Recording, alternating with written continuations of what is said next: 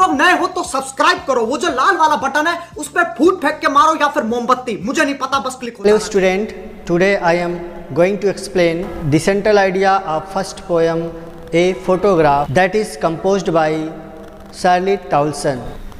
If you have not seen the previous video, you can find explaining video of this poem to description link. तो student आज हम लोग इस chapter के central idea के बारे में डिस्कस करेंगे। तो let's start this poem and find out the central idea of this poem.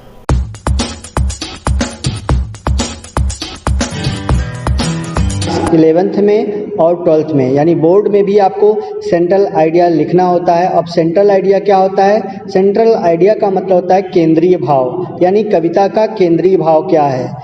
जरूरी नहीं है जो हमने लिखवाया है आप इसी को याद करें, इसी को तैयार करें। सेंट्रल आइडिया आप खुद भी अपनी तरफ से लिख सकते हैं। यदि आपने पोएम को ठीक से समझा है तो कोई दिक्कत नहीं है, उसी को आप अपने लैंग्वेज में एक्सप्लेन करें, उसका केंद्रीय भाव बताएं, कम से कम शब्दों में उस चीज़ को समझा दें कि इस चैप्टर में क्या कहा गया है, किस चीज़ पे डिस्कस किया गया। तो इसी मुद्दे पे लेकर हम इस चैप्टर को स्टार्ट करते हैं। पहला जो लाइन है जैसा कि हमने दिया है, the central idea of the poem photograph composed by Shirley Toulson is that. यहाँ तक तो आप लोगों को समझ में आ रहा होगा कि central idea of the poem photograph का जो सेंट्रल आइडिया है, जिसे शर्ली टाउसन जो कवि हैं, कवित्री हैं, जिन्होंने इसे कंपोज किया है, is that there are 3 stage of life. इस कविता में ये बताया गया है कि जीवन के 3 स्टेज होते हैं, जैसा कि इसके बारे में हमने एक्सप्लेनिंग वीडियो में समझा दिया है। यदि आपने वीडियो अभी तक नहीं देखा है तो नीचे डिस्क्रिप्शन में जाएं, वहाँ उस वीडियो का लिंक दिया हुआ है, वहाँ जाकर उसे चेकआउट कर सकते हैं। टाउसन कहती हैं चाइल्डहुड स्लिप इनटू यूथ, बचपना जो होता है यूथ में ढह जाता है, youth slip into old age, और उसी तरह यूथ जो होता है वो ओल्ड एज में ढह जाता है। एंड मैन बिकम सैड, और अंत में मनुष्य उदास हो जाता है। Remembering the memories of the past, और बीते हुए समय को वो याद करता है। The poetess had described these 3 stage on the basis of her mother's life, और इन्हीं तीनों स्टेज को कवित्री ने अपनी माँ के जीवन पे वर्णन किया है। Poetess mother remember her childhood through photos, उसकी माँ फोटो के जरिए, फोटो के माध्यम से अपने बचपन को याद करती है। आफ्टर 20 और 30 ईयर्स, आफ्टर 20 और 30 years of her own childhood, यानी अपने 20 या 30 साल बचपन को वह याद करती है, बीते हुए बचपन को याद करती है। एंड बिकेम्स हैप्पी, और वह प्रसन्न हो जाती है। आफ्टर हर मदर्स डेथ, और जब उसकी माँ मर जाती है, the poetess also remembering seeing her mother's photo, और कवित्री भी अपनी माँ की तस्वीरों को देखकर उसे मिस करती है, उसे याद करती है, और वह भी उदास हो जाती है। हर मदर बिकेम सैड, उसकी माँ उदास होती थी। Because her childhood had passed, क्योंकि उसका बचपना खो गया था।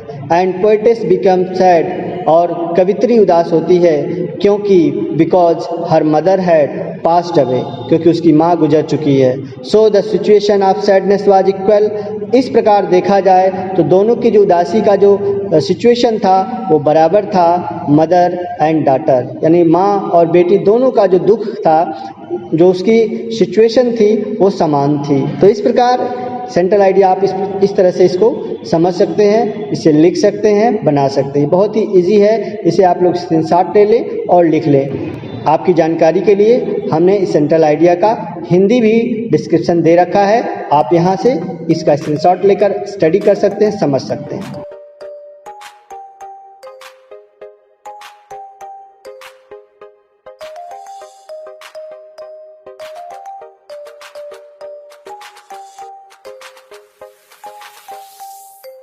आ जाते हैं अगले क्वेश्चन पे जो आपकी टेक्स्ट बुक में दिया हुआ है। Explain with reference to the context of the following stanza. बिल्कुल जैसे प्रोज में आपने किया था उसी प्रकार पोएट्री में भी ये चीज़ें आती हैं। तो पोएट्री में क्या होता है, स्टैंजा लिखना होता है, रेफरेंस कंटेक्स्ट एक्सप्लेनेशन करना होता है। रेफरेंस के बारे में हमने बता दिया था, रेफरेंस में हमें क्या क्या लिखना होता है और कंटेक्स्ट में क्या क्या लिखना होता है। तो आइए इस चैप्टर में देखते हैं कैसे इस चीज़ को हम एक्सप्लेन कर सकते हैं।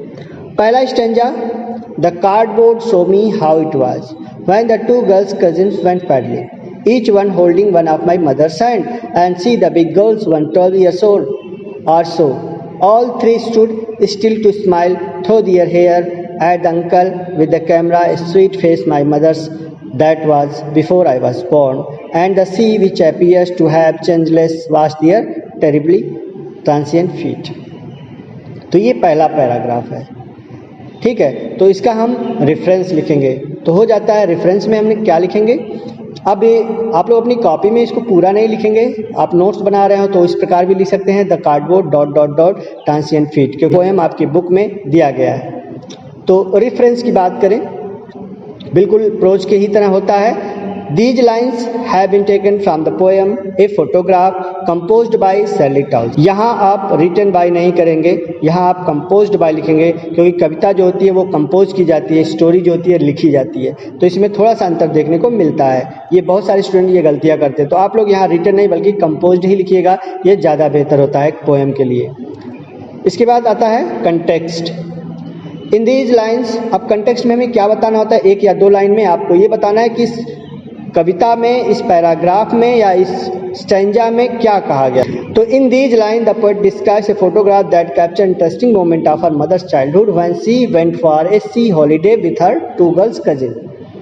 तो इस कविता में जो कवित्री है वो एक तस्वीर, ए फोटोग्राफ दैट कैप्चर, एक तस्वीर के ऊपर अपनी माँ के बचपन के बारे में डिस्क्राइब करती हैं, जब वो अपने दो कजिन बहनों के साथ पैडलिंग के लिए गई थी। अब इसका एक्सप्लेनेशन आपको अपने शब्दों में इस्तेमाल करना है, यानी एक्सप्लेनिंग का मतलब व्याख्या। अब उन लाइनों को आप अपने शब्दों में व्यक्त कर दीजिए, क्या कहा गया है। आप उसे इंग्लिश में पहले हिंदी स्टोरी क्रिएट कर लीजिए और उसी स्टोरी को आप ट्रांसलेट करते हुए, बनाते हुए, लिखते हुए जाएं, ठीक है। तो यहाँ हमने कुछ किया है। इंडिकेटिंग टू ए फोटोग्राफ, मतलब एक फोटो की तरफ संकेत करते हुए। द पोएटेस सेज, कवित्री कहती है, that it was the photograph her mother when she went to sea holiday with her two girl cousins, both the girls were walking unsteadily with short step and holding her mother's hand. बहुत ही simple लाइनें हैं, आप बिल्कुल समझ पा रहे होंगे। लिखा हुआ है कि the photograph of her mother when she went to sea holiday with her two girls cousin, जिसके बारे में बताया कि उसकी माँ अपने दो कजिन के साथ समुद्र हॉलीडे पे गई थी, पैडलिंग के लिए गई थी। Both the girls were walking steadily with short step, दोनों बहनें, उनकी जो कजिन थी वो साथ साथ मूव कर रहे थे, स्टेप बाय स्टेप चल रहे थे। And holding her mother's hand, और उसके माँ के हाथों को पकड़े हुए थे। Her mother was the eldest of them, और उसकी माँ जो थी उन दोनों में सबसे बड़ी थी, यानी वो तीनों में सबसे बड़ी लड़की थी। At that time she was about 12 years old, उस समय मेरी माँ का एज जो था वो 12 साल का था, यानी कवित्री कहती है उस समय 12 साल उसकी माँ का एज था। When their uncle was drawing their photo, smiling through their hair, और चाचा जो थे अंकल, उनकी तस्वीर खींच रहे थे, उनके चेहरे पे मुस्कुराहट थी और उनके बाल उनके चेहरे के ऊपर उड़ रहे थे हवा की वजह से। Mother's face was very sweet, और उनकी माँ का चेहरा बहुत ही सुंदर था। बिफोर हर बर्थ, यानी कवित्री के जन्म के पहले माँ का जो चेहरा था वो प्यारा होता है। In this photograph the sea seem to be stable, और इस तस्वीर में वो समुद्र अभी भी स्थिर है। In which they were washing their perishable feet, perishable का मतलब होता है क्षणिक, क्षणिक का मतलब होता है बहुत कम समय के। Which they were washing their perishable feet, जो उनके उन क्षणिक पैरों को धुल रहा हो, वाश कर रहा हो, ठीक है। तो ये पहला पैराग्राफ था। इसके बाद बढ़ जाते हैं हम नेक्स्ट पैराग्राफ। हालांकि ये बुक जो है 3 स्टैंजा में डिवाइड किया गया, लेकिन हमने लास्ट 2 स्टैंजा एक ही में ज्वाइन कर दिया है, तो इसमें ही एक ही में हम लिख दे रहे हैं, इसको आप समझ लीजिएगा। तो स्टैंजा 2 है, some 20-30 years later she would laugh at the snapshot, see Betty and Dolly, she would say, and look how they dressed us for the beach, the sea holiday was the past, mine is her laughter, but both lie with the labor ease of loss। यहाँ तक आपका second stanza है, लेकिन इसी में हम 4 line और add कर ले रहे हैं ताकि इजीली आपको ये पैराग्राफ हम समझा सकें। Now she has been dead, ये तीसरा और आखिरी स्टैंजा है। Now she has been dead nearly as many years as that girl lived, and of this circumstances there is nothing to say at all, it's silence silence. ठीक है, तो यहाँ पर ये कविता समाप्त हो जाती है। तो रेफरेंस की बात अगर करें तो रेफरेंस वही आप लिख सकते हो जो पहले वाले में लिखे हैं। These lines have been taken from the poem A Photograph composed by Shirley Townsend. अब context की बात, in these lines of the poetess remember the memories of her mother and reminds her laughter when her mother dies. इस line में जो कवित्री हैं वो अपनी माँ के मृत्यु पर शोक करती हैं, उन्हें याद करती हैं और उन्हें मिस करती हैं। ठीक, एक्सप्लेनेशन।